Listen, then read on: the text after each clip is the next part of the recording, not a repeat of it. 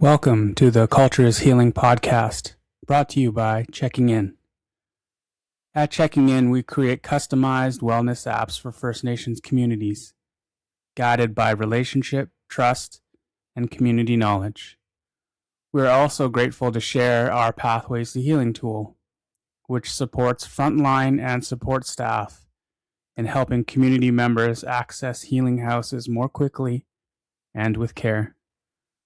To learn more about our work, please visit www.checkingin.co. Thank you for being here and for spending time with us. I hope you enjoy the episode. Aichka.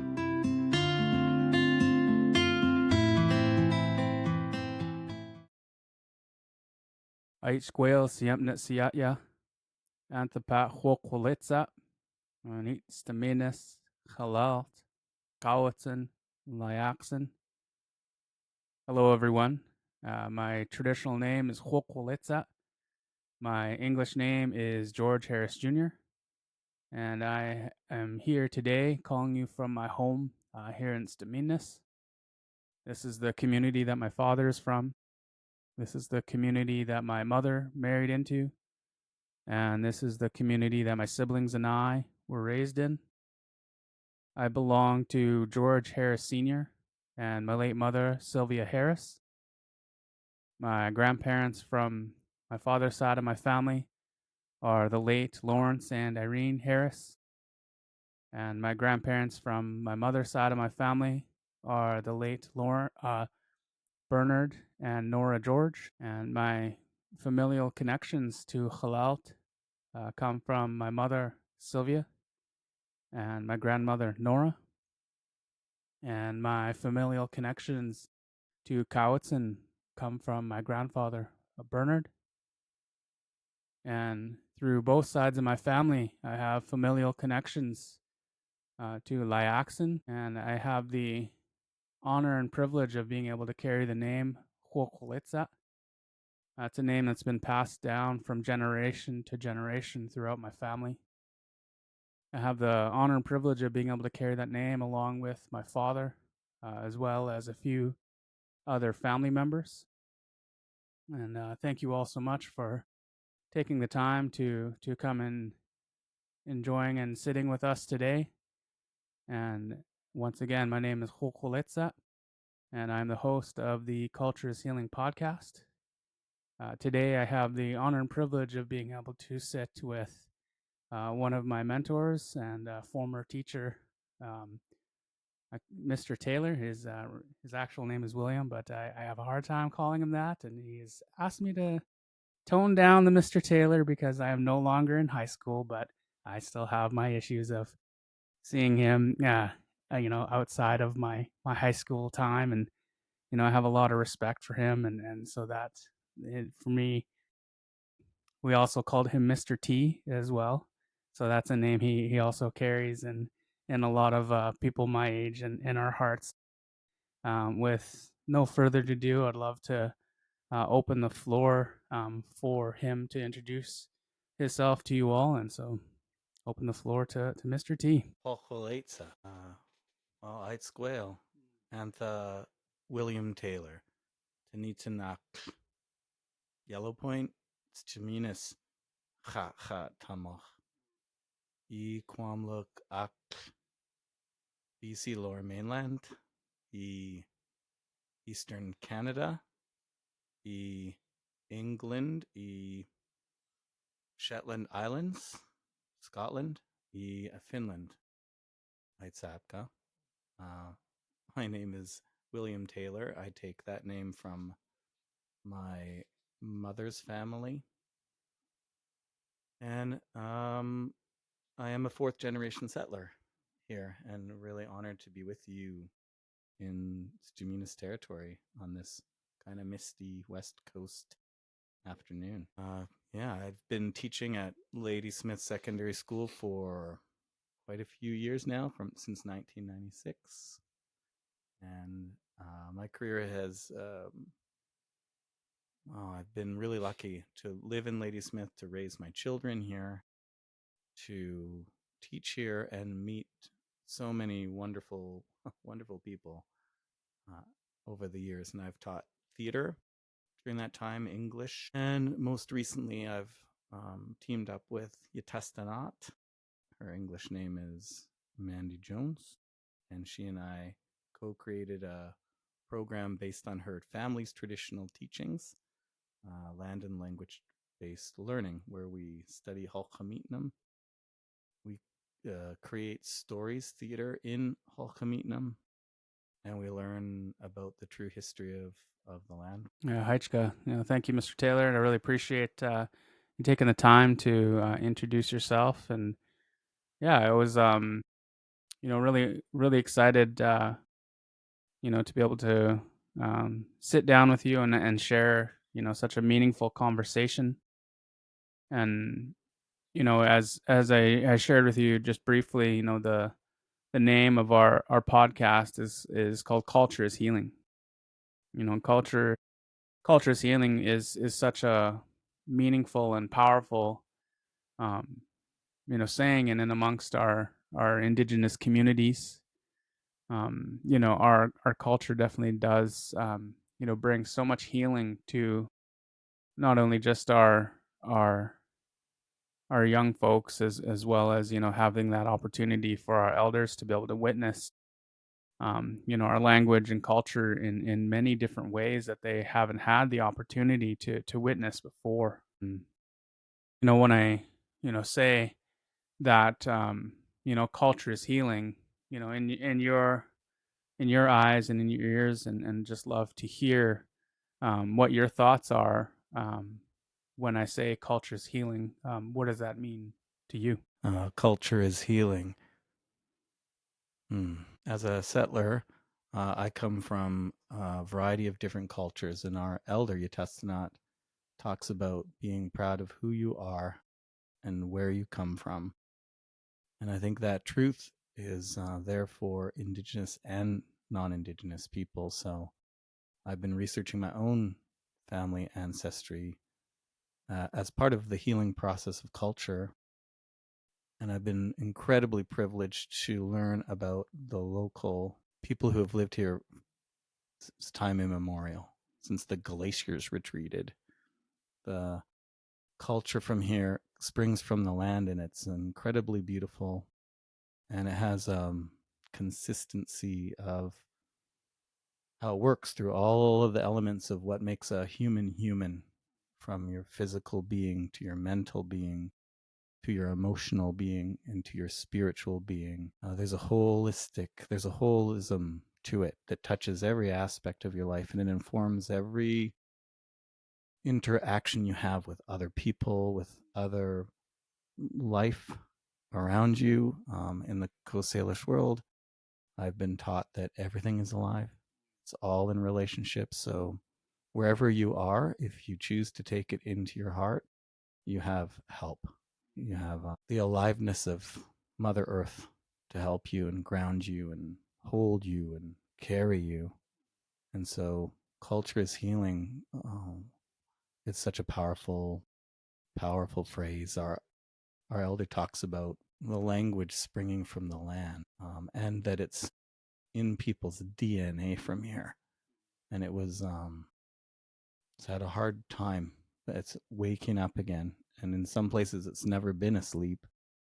But in some places, it is now waking up again. It's informing how people see themselves and how people view themselves. And our elder talks about, if you lose your language, you lose your culture, and if you lose that, you become that number on the card or the piece of paper. So culture is healing. It's central to what I view as healthy people. And for the settler people like myself who come to this territory, what a beautiful opportunity to be able to witness a culture that is alive and healthy and beautiful and strong. Wow, it gives me hope for the rest of us. How do we reclaim some of what we have lost through the ways of through modern ways? We've lost our way in the non-Indigenous world. And how do those young people, in our school, we talk about Natsamat, CIS, we talk about working together as one. Well, how do we, first of all, understand that there are these two worlds present in that school? How do we wrap our minds around that? How does that, and then how do we, the indigenous people have always done this. They've walked in these two worlds, but our non-indigenous people have not. And how do we let them know what that's like, or open their minds to what the power of it that it can bring to them to see the world in a different way? So that's part of our work, front and center to our walking together. Those are my thoughts on culture's healing. It's become for me. Can I get a little bit personal? How it's been for me? This idea that sometimes life can throw things onto you, but you don't have to wear them. And so there are ways for you to brush these things off using natural elements. You just ask for help from the cedar trees, which the khbe, the medicine of the people, the shalal will help you. The wise old logs that have fallen will help you. That wind is going to help you. That water is going to help you. And it's such a beautiful way to look at healing, is that you are active in your own personal healing. And Vipassana talks about thigh thought, tanshkwalo, and fix yourself up. And to fix yourself up, you go outside and you walk and you let those things that shouldn't be on you, you ask for help to get them off so you can be strong again and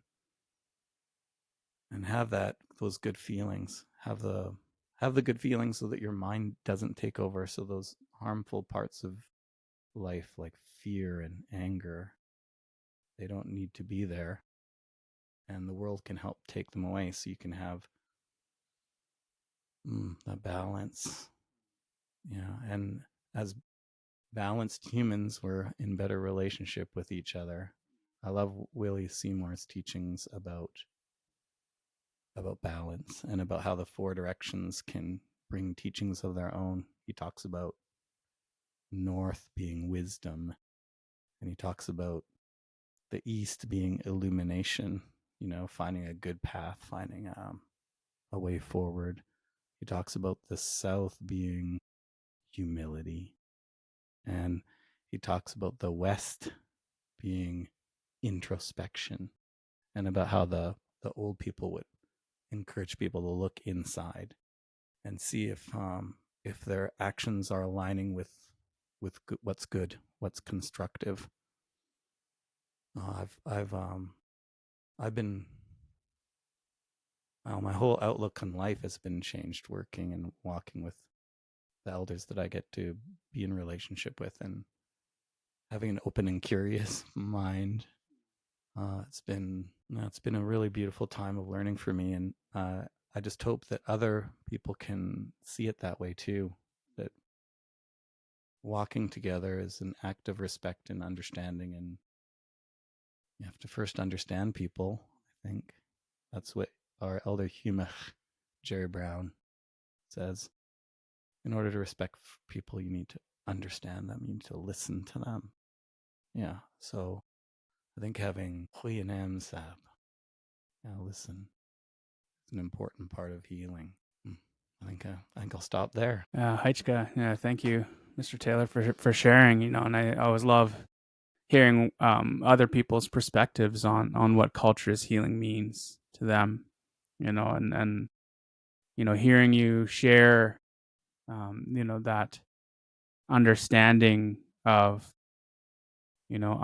for our people and people in general to know who you are and where you come from. That's a teaching that is widely shared in our communities and in our families. I know for me, I'm very fortunate to grow up in a very cultured home and come from a very cultured family.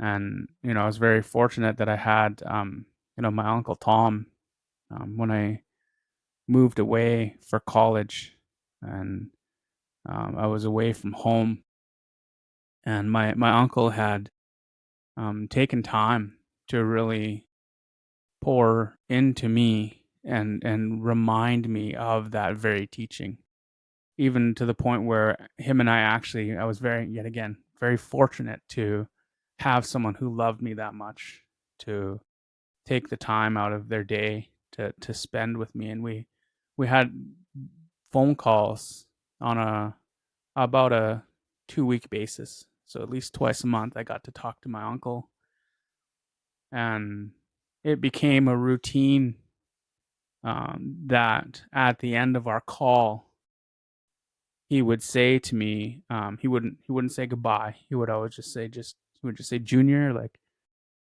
you remember who you are and where you come from.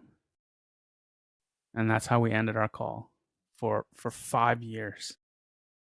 And that really just like planted and reminded me of that seed that was planted so long ago. And when I was done school, I just had this like overwhelming urge to come back home, to come back to the community where I grew up, to come back to the community where I belong. I belong here with my family, with my, the other people of Staminas, the Staminas Mistimo. And it was just really grounding to have my uncle remind me of this, you know, understanding that our people carry within themselves, that have been, you know, been taught at such a young age. And I really appreciate, hearing our our friends, sharing these same teachings that have been passed on to them. And it's so amazing to have, a former mentor and, a beloved teacher, being able to hear you sharing these things that our our teachers have shared with us. And so thank you for sharing that. And I really, um, want to move into our next question, and having, the opportunity to work with some amazing, elders. And there are, um, definitely some cultural activities and other ceremonies, I'm sure, that you've had the opportunity to witness. I was going to ask you if there are any of those ceremonies or cultural activities that you've had the opportunity to witness that hold a special place in your heart. Thank you for asking that. Currently, our work has evolved to a place where we're welcoming elders into the school, and that started way back with Pearl Harris and Roxanne Harris and their beautiful work. And I was listening to how do we bring a Coast Salish like welcoming, like a feeling, so that people felt like they could come in, and that evolved to our work with Kapaluk John Marston and his beautiful work in the foyer, along with our staff, bringing bringing cedar in, bringing those house posts in, bringing the idea of education being in the home. It wasn't an institution. Bringing that idea that there are spiritual elements helping us, like those eagles pulling us up to the truth together, with our central Yakwala figure and its spirit being in motion. It's a transformer. Every day you can come into that building and you can be different when you leave. It's beautiful, beautiful work. So you tested not Sister Joan Brown. Once I made the mistake of calling it a project, and she said, "This is not a project. This is work, and it's alive, and it's ongoing." So when you talk about ceremonies, yes, I have been part of ceremonies, and the bigger challenge to me is understanding that everything is doing a job. So in the settler version, or the way I was brought up in education and academia, was that you did a project, you handed it in, and it was done.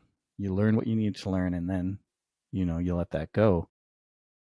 But in the indigenous world, we're working, everything continues to work. It's not is alive, so it never comes and goes. It's always there. So you're in this relational accountability structure.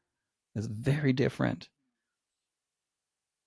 All of this to say that work has led us to a place now where we are having elders come into the building. We have community members come into the building, and maybe that's because society is changing too. I hope so, but I know people are feeling more welcome, and I feel the power of it when I'm in that foyer sitting, and in the moments of quiet, and I can just sit. I feel it.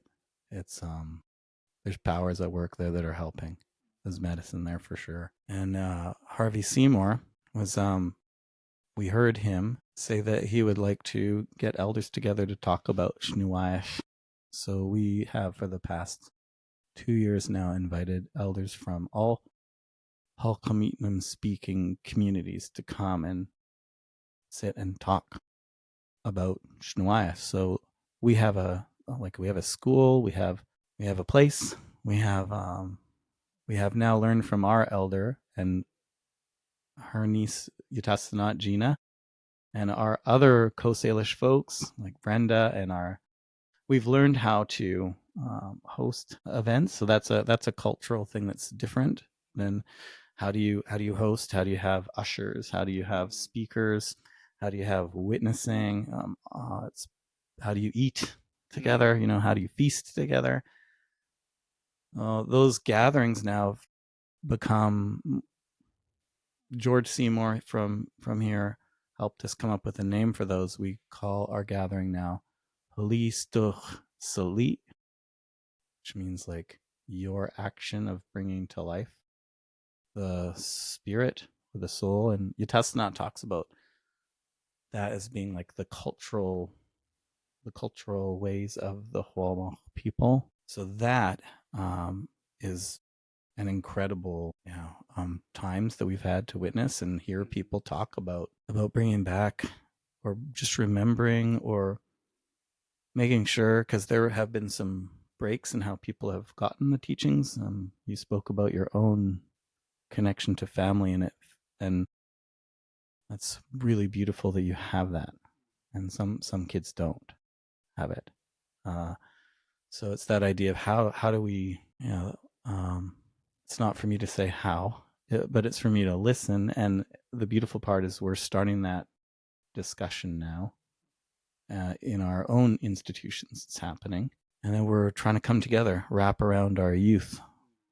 I once heard an elder say in my presence, because I'm a pretty naive person sometimes. I said, well, what's the goal of this work?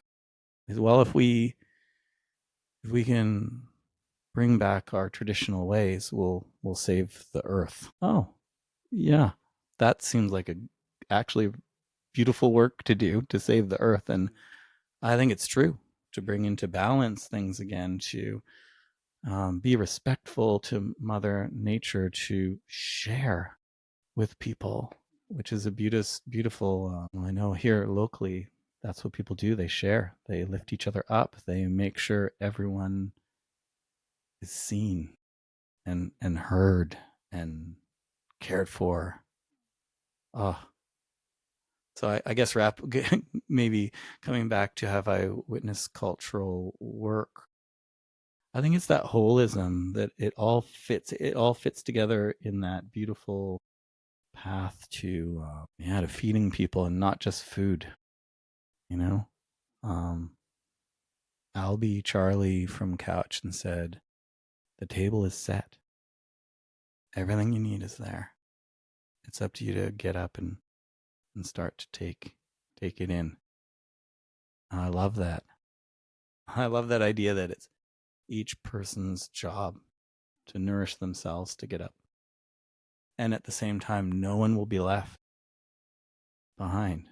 Someone's going to pick up those people and wrap them and help them feel safe enough to engage in ways that are in ways that are healing to them.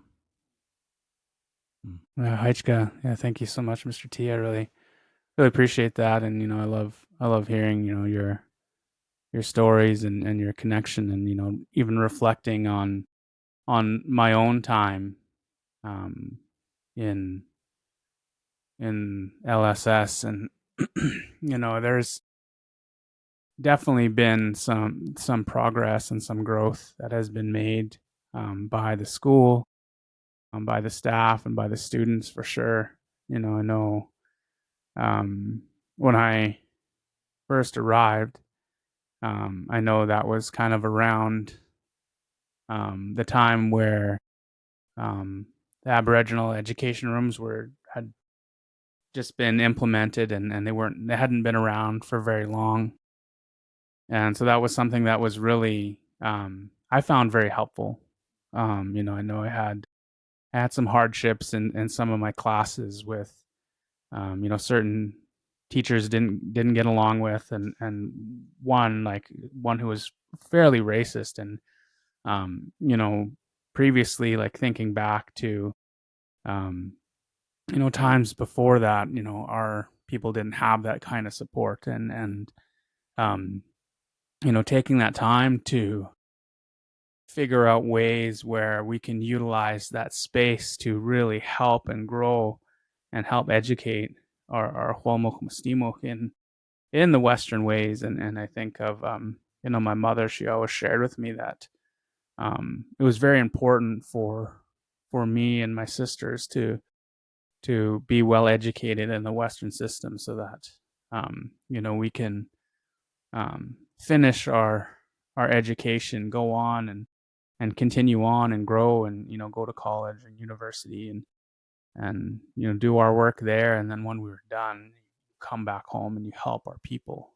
And so thinking of those spaces that really helped me in my growth, because I know shout out to late Mrs. Bronner, and she was an amazing woman. She really helped me in my hard times at the school.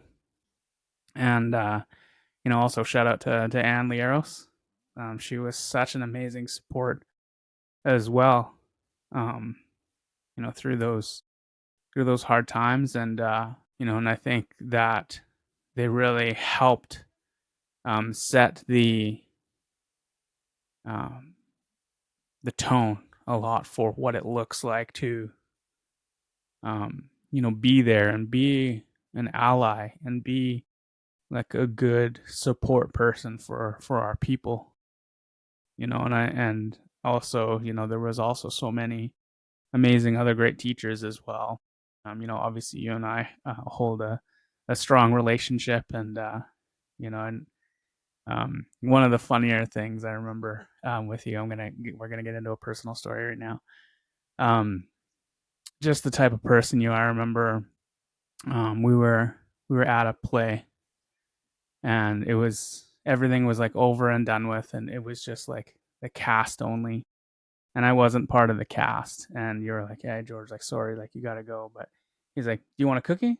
And it just kind of made me laugh. And I was like, "I'm sorry, you gotta go, but here's a little parting gift." Like, just that, it wasn't a huge gesture, but you were like, still like, oh, you still wanted to show love, and that like always stuck with me. And that's part of, like, I think the smaller things that I think of that really help build stronger relationships and really build two bigger things in the world. And like I was sharing, like, when I was at LSS, it was not what it's like today. I When I graduated, we didn't have like land acknowledgments by any staff. We didn't have any welcoming to the territory by any of our Hualmok Mastimo. It was just, okay, everybody come in, sit down, let's get to business. Congratulations, here's your paper. Throw your cap and get her out of here. No, like, it's become so much more grounded culturally. And I'm thinking back to my oldest niece, Jasmine, which is Roxanne's oldest daughter. And when she graduated, getting to see, a land acknowledgement take place, and then a welcoming to the territory from a graduating student. And I was like, whoa, like this is happening right now. Like this is awesome. And thinking, forward to more modern times, like I had the opportunity to attend grad for an Seneca, like down in Cowitson School District, and they had like the land acknowledgement took place, the welcoming to the territory, and they also had the Tsinqua dancers opened the floor before the grads even entered the building. So they danced and cleared the floor for the grads, and it was just like heartwarming. And I remember, sitting with my father after grad, and he goes, "Wow," he's like, "that was powerful." Hey, he's like, "Oh yeah, Dad, it was really cool." And he was like, "I had never thought I would have saw that, and I'm really glad to see our people being honored this way." And he just was so happy. And this is coming from a residential school survivor who had so many horrific things happen to him, being uplifted in a school setting. Like he just felt so happy to see our culture, to see our people. And I was just like, wow, we've come a long way. Is it perfect? No, but we've come a long way. And I think that has a lot to do with people coming to this work with an open heart and an open mind to that work you talk about that is happening and needs to happen. And I think that, there's still so many amazing things that are going to happen. And it all, really stems down to the Natsamat, coming to working together in this, moving together, Natsamat Shkwalwans, moving together with one heart, one mind. And I look forward to seeing the work that you're doing, as well as all of your other educators around Turtle Island, to see what's going to happen. We've been lucky enough to have quite a number of educators come and join us, and I love hearing everyone's perspectives on what culture's healing means to them, and hearing, some of those cultural ceremonies that they've had opportunities to witness and partake in, and how it's impacting, their Sali, their soul. And, thank you so much, Mr. Taylor, for your willingness to share that. And also, as we're kind of looking at our storyboard here that we're putting together for the work, obviously, being able to witness culture, but some of the more important conversations and teachings that happen are often presented in story, or presented in those teachings as we're informally sitting down and listening to our elders. What are some teachings that have been passed on to you that really help guide you in your day-to-day walk? Right now, I'm teaching English 12, and in our district, it's English First Peoples 12 now. Everyone takes it. So I was talking to you, Testanot, about how do I do this? Because what you said is true. I mean, it's been said by Chief Dan George, by Willie Seymour. It's this idea, we want to be strong in that academic world, right? So we can rise up and take all the important jobs that are in our modern society. And Yutasana often says, when you're culturally strong, you're going to be academically strong as well. They go hand in hand. They walk together. So this your beautiful story about doing that for yourself, staying culturally strong, and then doing that academic work, so you can come back and take the leadership roles in your community. That's a beautiful story. Back to English First Peoples, and I thought, well, okay, from here, Wilfred Sampson told a story from pretty much where we're sitting, Suskin, the Golden Eagle, in 1977, recorded here by Thomas Hukari from the University of Victoria. And the story was translated by Dr. Ruby Peter into Hulkameetnam and into English. So we've been studying that story. Yeah, I think it's one of the most amazing stories ever written in any culture. And I've studied quite a bit because that's my job. Shakespeare, Chaucer, the big English origin stories like Beowulf. And this one, Suskin, it's up there with all of those stories. It's an incredible story. I don't know if you're familiar with it. So it's we put it on our webpage, landbased.ca. It's right on the front, and we have 4 generations of the family who have agreed to have that story be there for people to listen to. It's the story of 2 young men from Stuminas who go up to collect food for their community, and golden eagle feathers is what they're after. And it's a story of them going up into the mountains, and one betrays the other one, and that one comes back and sees that he's been betrayed, and instead of reacting, he just goes to find his power. And it's the story of him. He goes under lakes.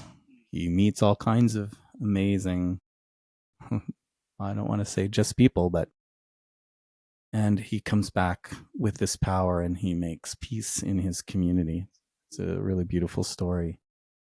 So when you talk about what teachings have I received, I'm currently talking to kids about these stories. And our elder Yatasanat is walking with us in that journey. And she said, well, why don't you ask them all to come up with what their teachings, what do they think? What did they take from this story from here? And make a book, and we'll share it with the elders. That's what we were doing today. We were putting 1 page per student into this book of what I received from Suskin, the Golden Eagle story. Some of the teachings that I also have, well, I guess to be personal about it, my biggest teaching from that story is to accept help. That's the thing sometimes I'm not very good at. I had this idea that I could, fix the world, and I can't. I need help. And so to open myself up to that help and really listen to my teachers, my co-Salish teachers, who say, Bill, you already have everything you need. It's all around you. You just have to be open to it and take it in and make it part of that discipline of who you are as a person. That's what that story teaches. It teaches about this young man who goes out, and first of all, he needs to be able to let go, to bathe, to cleanse, to let go of all the outside stuff so he can hear himself, so he can really listen to himself. And when he gets there, then he gets help from his ancestors, guidance from them, things that he can, because they ask him, the old people under the lake, they ask him, young man, what is it you desire? What do you desire? He doesn't know. Because when you're young, how do you know what you need? Sometimes you don't. So they give him things and give him things. And then it's under the second lake when they ask him again, and he finally says, take pity on me. This is what happened to me. He reveals the pain from inside of himself, the reason he's on this journey. His friend left him to die on a cliff. So he tells them that, and it's part of his healing journey. He gets to let that go and to come back to his community really healthy, like really strong. So that there's teachings in there about self-sufficiency, self-reliance, but there's also teachings about asking for help and then accepting that help, being vulnerable, being open, and then coming back and not seeking vengeance, seeking healing for everyone in the community. And I love that story. Yeah, so those are the teachings I received from that one. There have been many others. I think I love the stories. In each one are embedded things, so many different things. Like there's this story about a stone baby that that you can take things about how do you nurture people, what do you feed them, and then what you feed them becomes part of who they are. So being careful about that. And there's the story about that snot boy who comes alive from his mother's grief. There's the big story of Tuhalem. Wow, yeah, there's so many. And each of them, when I hear, like, I have my own ideas of them, and then I hear people who've been raised culturally and they have these different ideas I never would have thought of. And I'm like, wow, that's an amazing insight. And then that makes it even clearer to me how powerful seeing things from different perspectives can be. Yeah, how powerful and how much we can learn. There's the story I've watched again and again. Willie Seymour talks about on the J. Cura DVD, the Cedar Woman, the woman who's lost her family, and the community just comes, gives her everything she needs to live, right? And so she goes up the mountain every day, praying and cleansing and asking to be given her gift to share back. And then she does this for months of time and she loses hope, but then she gets back to it. And it's this beautiful journey that happens, and it has to happen over and over and over until one day she encounters a stalakin, like a monster in the bathing pool, and she runs away. But then she thinks, wait a second, this is what I was asking for. I can't run away. I got to go back. And she goes back and faces it, and of course becomes unconscious. But when she awakens, she can hear everything, like the forest talking to her. The everything comes alive to her, and the Bay teaches her how to harvest the bark, and the grasses teach her how to harvest the grasses. And she gets home with all of these new understandings, but she doesn't know what to do with them. So she goes to sleep, and a beautiful woman appears to her in her dreams and teaches her how to use the things. And so when she wakes up, she's got her gift and she can give back to her community. And I love that story for lots of reasons, that everyone has a gift. Everyone has a gift. And it's that idea of the community being patient and with the person and knowing they'll get there. They'll get there. Just repeat, repeat, repeat. Yeah. And that woman never gave up either. She didn't. She just kept working, kept working, kept working, kept working. And what beautiful gifts she got to add to the work then.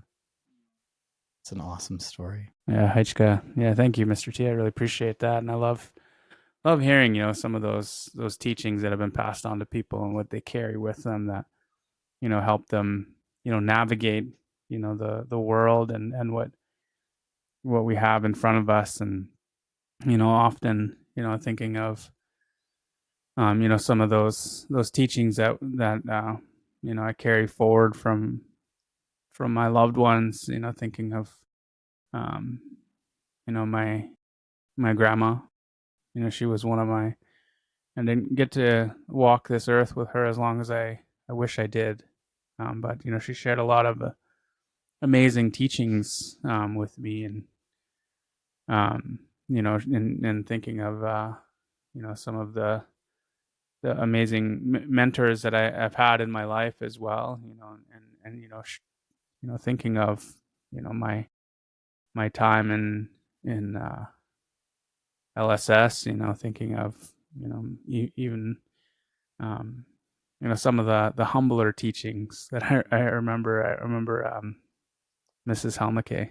You know, she was a fun lady, and I remember I was a little mischievous this one time, and we were making cinnamon buns, and she had an amazing recipe, and I don't know what she did, but she always helped people like make these like amazing cinnamon buns. And I'm like, well, frig, I want more than just this.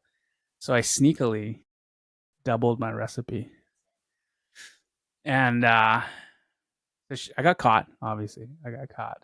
And she did not get mad at me. I was expecting to, one, get yelled at, and two, like, get detention, all these like typical things you would hear. And she was like, nope, that's okay. We're going to get that money back. You're going to go and sell all of these cinnamon buns. We're going to get that money back because you doubling your recipe is taking away from someone else. And she goes, no. So here I am at lunchtime. This is my punishment. Not only did I not get the extra cinnamon buns I wanted, I didn't even get my own cinnamon buns I made. So that was my punishment, one. And two, I was embarrassingly having to wear Mrs. Helmekay's her apron, which was a very bright one, if you remember it. So she made me wear her apron, and I had to almost do like sales pitches to sell all of these cinnamon buns to my fellow students. And so I really I appreciated that teaching, like looking back at it, because that was an alternative way to really deal with a more difficult situation. You know, a typical, what I was expecting was like, oh no, I'm going to get yelled at. I'm going to get attention. She approached me with such love and care. And that was different for me as an Indigenous person, because I am not used to being approached with love and care. I'm used to this world looking down on me, looking at me as less of a person. But here's this woman who I messed up her plan. She had purchased the right amount of stuff for all of these classes, and knowing what I know now, like, obviously school budgets are not huge.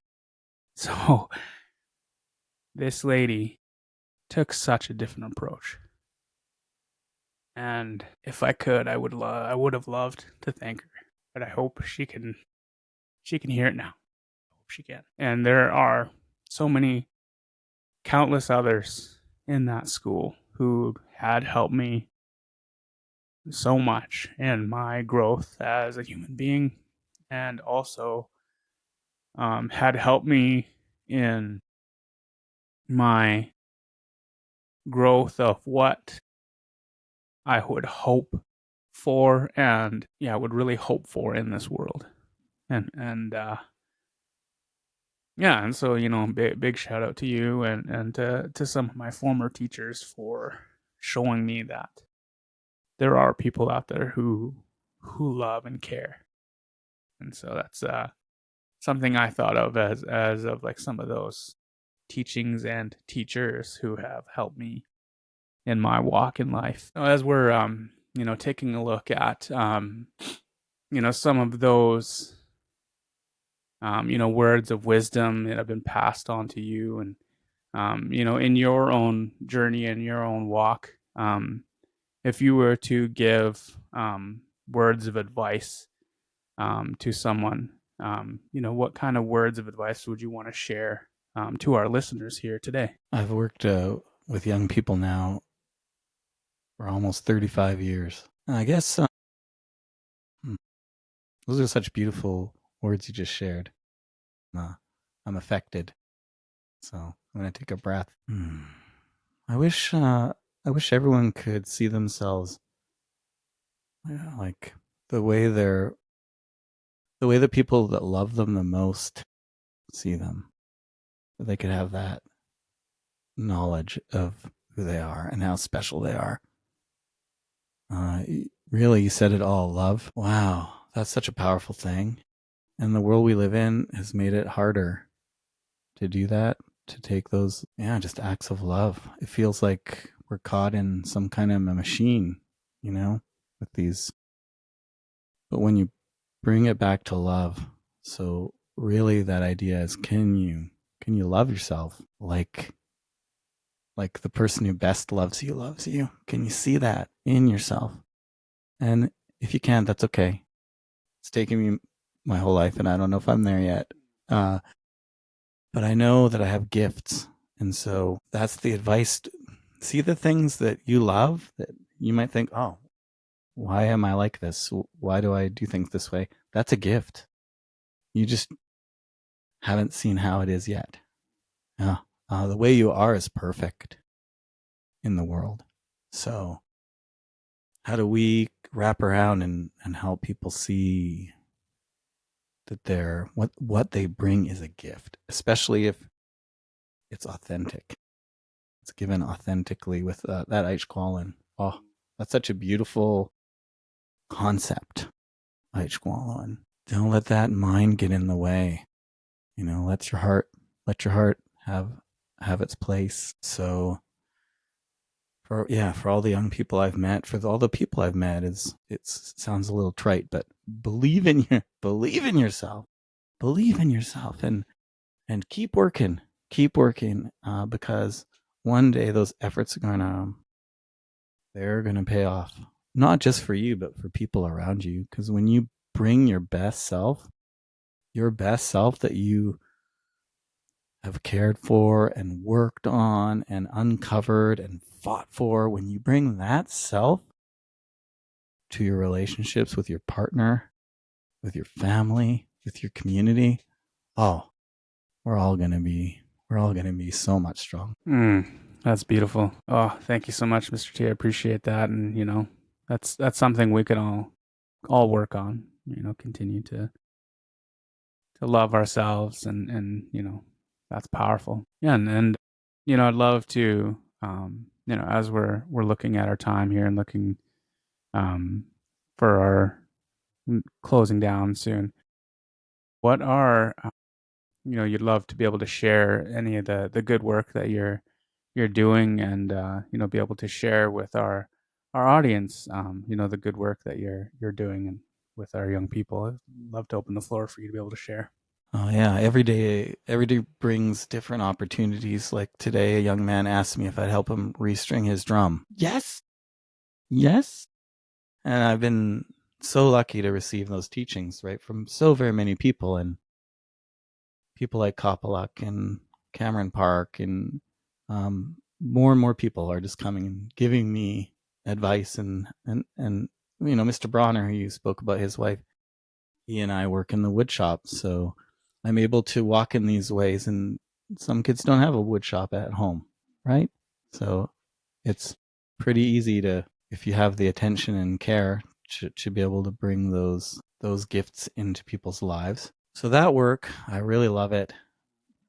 I love fixing spinners and making looms, because then you just see people's hands get busy and they make these beautiful things, right? And they give them away to their family and to the elders that come. It's this work that is just it's an act of love, and it keeps rippling into the world. So that's kind of my favorite. And if people want to see some of this work, we are hosting the Ladysmith Heritage Awards in February 26th, at doors open, I think, at 5:30, and we're having a feast. It's like just come eat, see the work we do, and then I think there will be other people honored that night as well, but we're one of the recipients. So that would be a beautiful way for people to connect with us and just witness what we're doing. Our website is another good place. I mentioned it already, landbased.ca. The Elders Gathering and the Language Celebration, that's coming up in June. So there will be students from across our district and sometimes other places like Penelakut, and send teams of kids who sing or produce, give stories and other work in Hulkameetnam. It's a beautiful day. So that'll be in June. We've been working on, Tustinana asked us to, as a district, prepare ourselves to be able to sing the Coast Salish anthem. So that work has been ongoing across the district, and it's been really powerful, really beautiful work. That lament, that, and to have that recognition at formal events. So we sing that grads now. And at the Port Theatre, we were singing it before. I got to be part of the Indigenous language, the Hulkamitnam language team. I got to stand and help sing. Yeah, I love that. Oh, bringing that change, like you're talking about, seeing these changes that have come, and yeah, just being alive and awake in those changes and not taking anything for granted, because you're right, like the cookie is such a small thing, but it's a big thing. And how do we give all of our adults working with youth that time, that freedom to not be worried, so they can work from the heart more, so they can do those. They have space in their lives for those really important human moments. I think I went a little off topic from your question. Yeah, the work is ongoing and it's alive and it changes. So I know there's a Schlahal tournament now at Barsby, and I know in the Indigenous Games now we're bringing. It used to be the Northern Games, but now we're bringing more a local Coast Salish work into it. Our kids just went on a field trip to learn spearfishing. Yeah, so we're really working hard to be present with people from here, just right here where we are. So those are ongoing. That's an ongoing part of the work. And I really love too that our district is listening to Indigenous people, like the elder I keep speaking of, Yatestanot. People come to her now and ask her about, hey, we're thinking of this. How does this feel to you? And she's now in a position of leadership in our district. And it's awesome. Yeah. Yatestanot says, Bill, when you're working in a good way, the gifts will come. Yeah. So I know we're working in a good way when the gifts come. Yeah, thank you, Mr. T.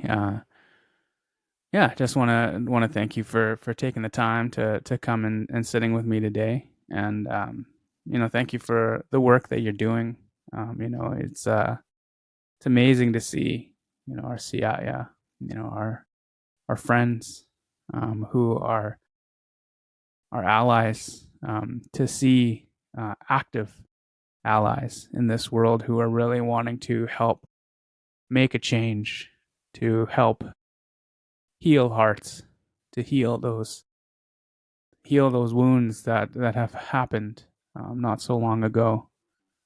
And want to personally thank you for your impact on my life, and really appreciate the love and care that you showed to me, and the love and care that you continue to show to my people. And look forward to continuing on in our friendship. And one day, I will be able to call you William or Bill. I don't think I'm there yet, so it's informally still Mr. T. Yeah, so just thank you for your time and for your efforts in this work, and I look forward to continuing on in our not only our friendship, but also in this admiration of each other's work. And so thank you so much for your time today, and want to thank our listeners for coming and listening to the conversation with my dear friend and my dear mentor and teacher. And thank you all so much, and I hope to catch you all in the next one. Take care, everyone. Aichka. Eewit.